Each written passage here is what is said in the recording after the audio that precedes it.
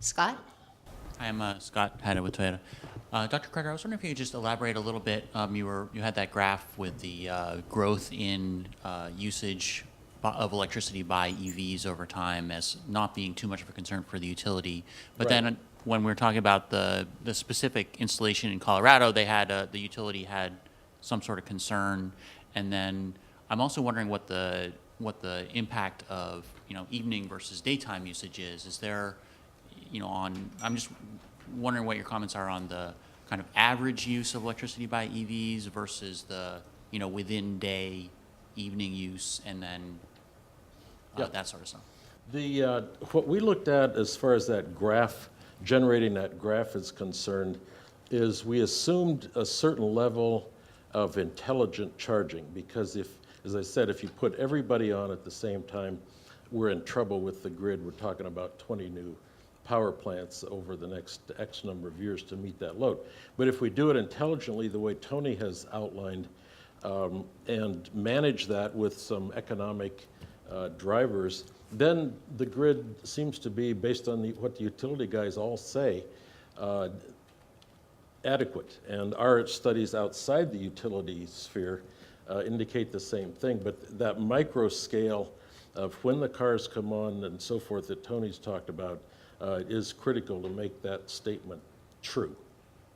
To the point about the cost being, I guess, 6 times higher than what the DOE is estimated, and based on what projects have come on now, the only estimate I remember seeing is 20,000 installed public charging units across the United States by 2013, or maybe it's even 2012. Have you been able to analyze what these much more expensive installation costs than estimated will mean for the installed public infrastructure by, say, 2015? I mean, will it be a far, far lower amount than anticipated based on these costs? The study that I talked about is similar to what Jana just said. It's new today. This is the first time we've released it. We just finished it last week. So this was a very narrow focus. Are the numbers that the Idaho National Lab came up with commensurate with what we find in the Denver area for a retrofit building? So a new building is going to be cheaper. Maybe a different location might be less expensive. A different building could cost more or less. But when you're talking about a factor of 10 increase in price, in our electric sub-team, we're going to take that into account and see what that does. But we haven't had a chance to do it. These numbers are just brand new numbers that you're seeing. Danny Cooper with Prius Chat. I had kind of a follow-up question to that for you, Jan. Do you have the data of what the DOE originally came up with those estimates based on? Yeah, that's if you have my presentation, look in the slide where I first started talking about the costs, and I've cited the exact report where those numbers came from, issued in 2008 by the Idaho National Laboratory. And you can get that report online and see what their assumptions were. In our electric sub-team, we've refined those a little bit because they had 3-year-old prices of the EVSE hardware, and those prices have changed. So the NPC study that Linda described will have more current prices, but they're still based on that INL set of numbers. And that was our concern. Shouldn't we get something from the real world in here to see if we're in line or not? And that's really why we did this new study. When you're talking about the, I guess, return on cost when it comes to preconditioning, maybe a 10% of the total energy output, and then you're maybe getting between 5 and 15% back with range. Since most charging scenarios are going to be within garages and other places that are kind of secured from extreme weather, is preconditioning a high priority, do you think, for EVs?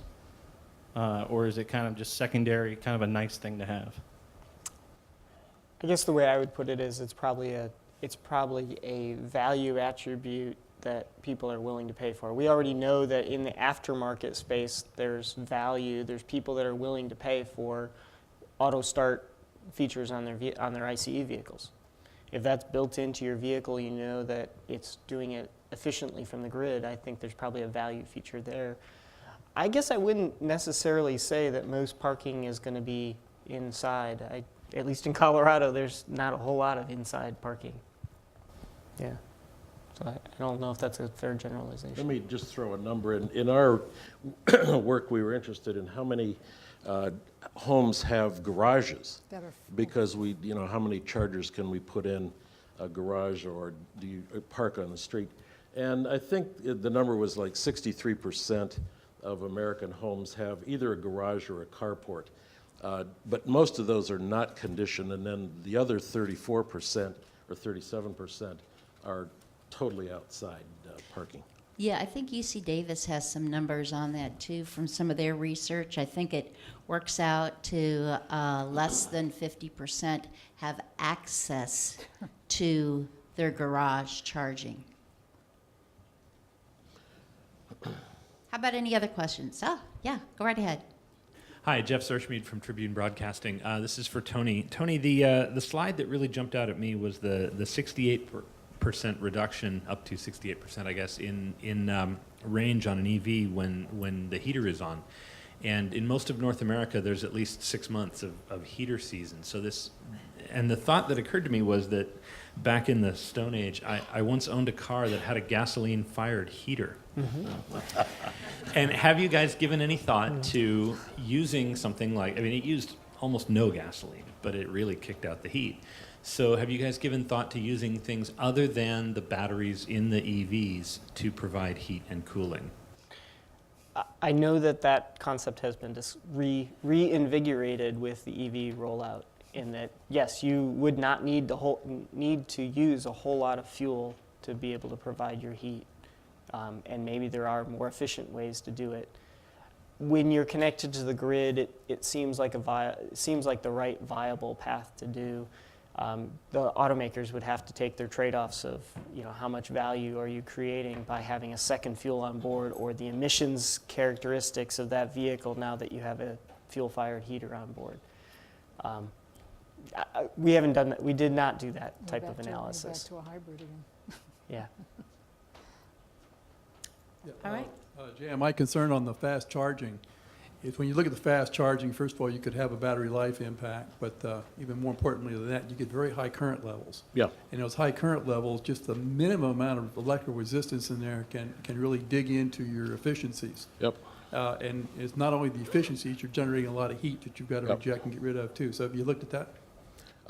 Well, to the extent that we have, as what I described before, to Dennis's question, there's work to be done there. That's right, Tom. Yep. But I haven't looked at it, no.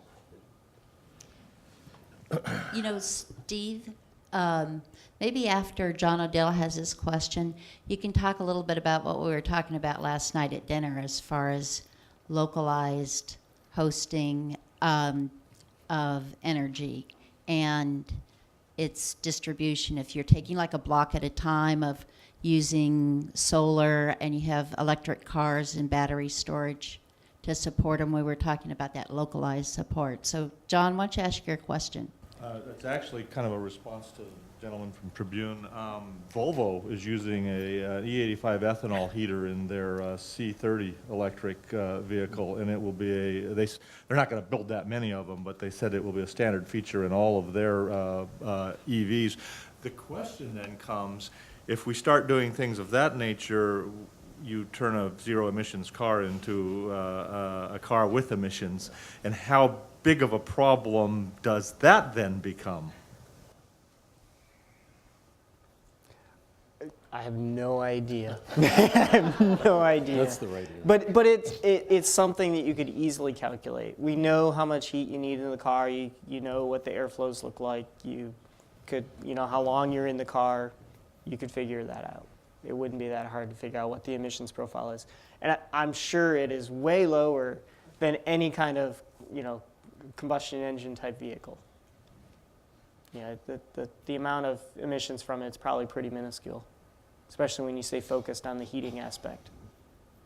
Dr. K had to leave, but basically what we were talking at our table last night is about localized development of supply of energy from renewable sources and then battery storage on a localized level to store that energy and redistribute it. Is that part of any of the NPC studies? Certainly within the electric subgroup, that discussion can happen. Grid is beyond the scope. What's going on with the grid or grid storage is beyond the scope of the study. On the other hand, use of the vehicle for storage is certainly something that the electric subgroup should be considering because it is an application of the vehicle that people are discussing as relevant. So it's within scope. How the team is going to discuss it and what their conclusions are going to be remains to be seen. Okay, certainly. Dennis? Did the subgroup do any discussion of the regionality of electric vehicles? Yeah, I mean, that's certainly within scope, yeah. Yes. Yeah, absolutely. And it's interesting because of the battery effect, but also because of the generation, the electrical generation fuel mix is vastly different among the 50 states. So we've had to look at that, yeah. We look to other studies to tell us what the demographics of the power generation will be towards 2050, and then we take that demographic and then consider it in terms of what that means relative to the electric vehicle and its emissions or its attributes. Well, I'm thinking of usage as well. Sure, absolutely. I'd much rather use an electric car in Southern California than in Duluth. Okay, yes, you have that aspect, absolutely. Probably rather plug it in Southern California than in the east where coal is. Well, the insight that you're bringing is that the more we have conversations with in the NPC study, the more it appears that there are different strokes for different folks. Different vehicles will fit under different vehicle classes or different regions, and you begin to ask the question: how reasonable is it to have so much choice? We certainly aren't going to address the specifics of the consumer's choice because that's beyond the scope. On the other hand, there are certainly cases where some design types fit better into some regions and for some vehicle classes than others, and certainly we need to bring that forward so that people can discuss it and understand the trade-offs, and it'll help inform the decisions going forward.